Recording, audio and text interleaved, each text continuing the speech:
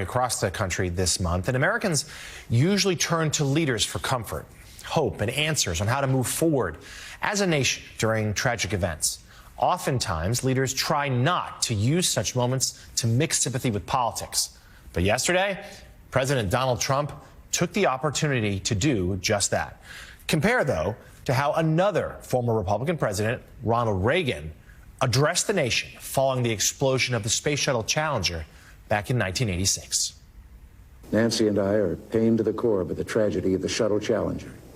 We know we share this pain with all of the people of our country. On behalf of the First Lady, myself, and 340 million Americans, our hearts are shattered alongside yours, and our prayers are with you now and in the days to come. Perhaps we've forgotten the courage it took for the crew of the shuttle. But they, the Challenger 7, were aware of the dangers, but overcame them and did their jobs brilliantly. We do not know what led to this crash, but we have some very strong opinions and ideas. I've always had great faith in and respect for our space program, and what happened today does nothing to diminish it. As FAA says, people with severe disabilities are most underrepresented segment of the workforce, and they want them in, and they want them. They can be air traffic controllers. I don't think so. They put a big push to put diversity into the FAA's program.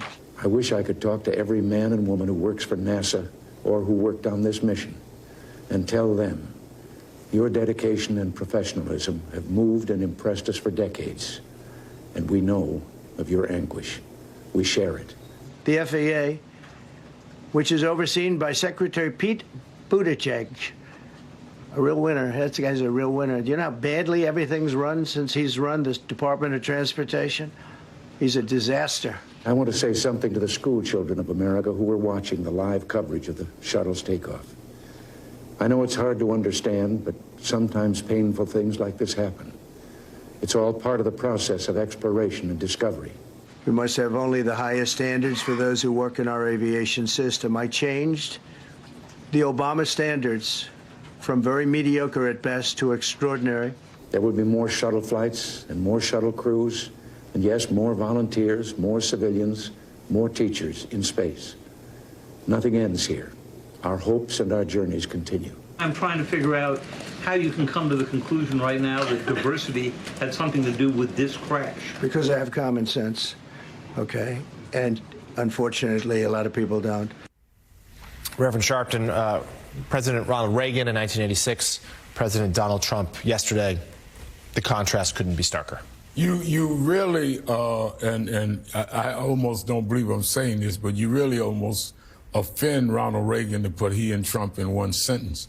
I definitely was against Reagan. Reagan defeated Jimmy Carter and brought in a new era of American conservatism. But Reagan always was decent. I remember when Jesse Jackson, one of my mentors, went and got a Navy pilot out of Syria. Reagan welcomed him to the White House. Reverend Jackson had been a big critic of his. Reagan had him speak right there in the Rose Garden. That's how you become president. I don't understand what it's going to take for people to understand. I do not think Donald Trump has the capacity to grow into the job, because for you to open up by saying we don't know what happened, but then in the next sentence say, but the disabled and diversity did it. If you don't know what happened, how do you feel that you even have the right to bring that up while people are still in the bottom of the Potomac River? Let's remember now, when he was talking, people were still in the bottom of that river, not even identified to some of the families. He steps over their bodies like they're props to take shots at his political opponents. Whenever given a chance to unify, he always chooses divisiveness. Excellent work by the Morning Joe team to put together that eye-opening comparison. Coming up next, we have new details about the ice raids that were expected to take place in Colorado this week. We're going to be joined by Colorado Secretary of State Jena Griswold on those new developments. So many are asking how this could have happened. Out front now is Miles O'Brien. And obviously, Miles, you have spent a career covering this industry, covering tragedies in this industry, and you are a pilot yourself. So this investigation is in its early stages. It's honed in, obviously, on the elevation and the altitude of the helicopter, but we don't know what we don't know right now. What are your leading theories from the information we do have? Something was happening in that cockpit of that Black Hawk helicopter, which may have distracted the crew, perhaps as part of the training mission. Perhaps they were having difficulty with the night vision goggles. Who knows? The cockpit voice recorder, which I'm pretty certain will be recovered and the data will come out of it, should shed a lot of light of what was happening, what distractions might have occurred. It is hard to see moving air traffic at night in a city with all those background lights. But that is still the responsibility of that crew to see and avoid traffic. And obviously that did not happen here. No, it didn't. And there was just no time. I mean, as we said, the slides weren't deployed. There was no, at that point, you're low enough to the ground, texting. I mean, there was nothing, just a silence, and clearly so sudden. President Trump has had blame for this in several quarters. He had referenced DEI initiatives. He also specifically referenced the FAA hiring people with severe disabilities. Let me just play for you exactly what he said, Miles. The FAA is actively recruiting workers who suffer severe intellectual disabilities, psychiatric problems, and other mental and physical conditions under a diversity and inclusion hiring initiative spelled out on the agency's website. Can you imagine? So, Miles, he then went on to specify that one of the disabilities he was referring to is missing extremities. Now, this is something actually you know about. You can speak to personally. You're a licensed pilot. You lost an arm in an accident. So I want to give you a chance to respond to that. Yeah, number one, Aaron, let's not forget what it must be like to have lost a loved one and hear this whole, literally with your loved one still underwater.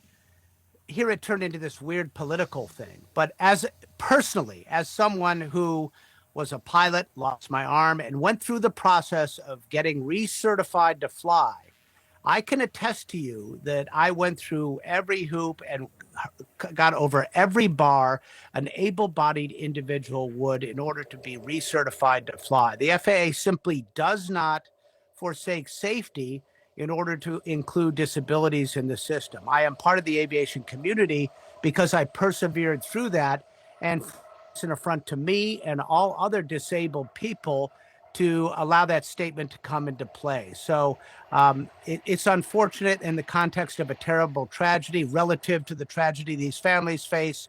I guess it's not as big a deal, but it is a gut punch to those of us who are disabled and aviators. Yeah, and incredible that you're able to speak to that personally. Well, Miles, I appreciate talking to you, and thank you very much. Just a little over a week into his second term in office, President Trump was confronted with this national tragedy. It's a moment when our presidents often unite the nation and console those who are suffering. Here's what we heard from our president yesterday. I put safety first. Obama, Biden, and the Democrats put policy first. And they put politics at a level that nobody's ever seen, because this was the lowest level. They put a big push to put diversity into the FAA's program. Mr. President, you have today blamed the diversity elements, but then told us that you weren't sure that the controllers made any mistake. We then said perhaps the helicopter pilots were the ones who made the mistake. It's all under investigation. I understand that. That's why I'm trying to figure out how you can come to the conclusion right now that diversity had something to do with this crash. Because I have common sense, okay? And unfortunately, a lot of people don't. After he made those remarks in the briefing room, President Trump was asked to clarify his comments, and he was asked if he was planning on visiting the site of the disaster. Do you have a plan to go visit the site or meet with any of the first responders? I have a plan to visit, not the site, because you tell me, what's the site? The water? Or to meet with the first responders down there? I don't have a plan to do that. Do you want me to go swimming? He asks. Upon hearing about President Trump's comments yesterday, I want to share with you what our CNN aviation correspondent, Pete Muntean, had to say about it. And here's why. Pete is a pilot himself.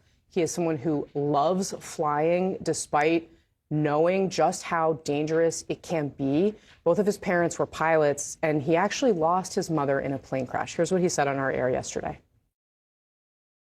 It is just so soon, way too soon, to make any sort of indictment or insinuation that air traffic control was to blame here, that hiring policies were to blame here, that the pilots of the Black Hawk were to blame here.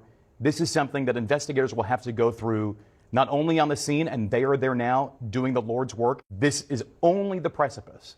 And so for the families that are going through hell right now, and I know this because I've lost my late mother to a plane crash, this made it even more hellish. What was that? I just cannot, I'm sorry to get angry, but what is the point of making some sort of speculative, wide-ranging, rudderless claim about anything about hiring at the FAA? So, folks, even other presidential historic monsters are not as bad as Trump on this.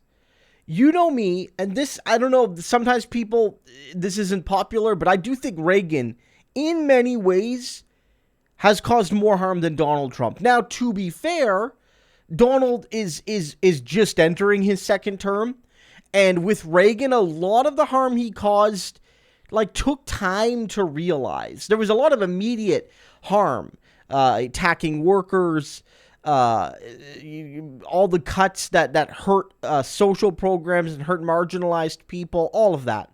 But it took time to really understand, how Reagan screwed the 99%. But if even, frankly, evil Ronald Reagan can handle being presidential in a tragedy, what does that say about Trump? Trump isn't even able to lie. He lies all the time, but he isn't even able to fake being president. And it's just because his ego is that massive. In that giant Oval Office, he can't fit his ego and just a smidgen of pretending to be a decent president. That's shocking. And it showcases how all of this is going to hurt the people. Because Donald can't even fake doing the right thing long enough for anybody to avoid the suffering.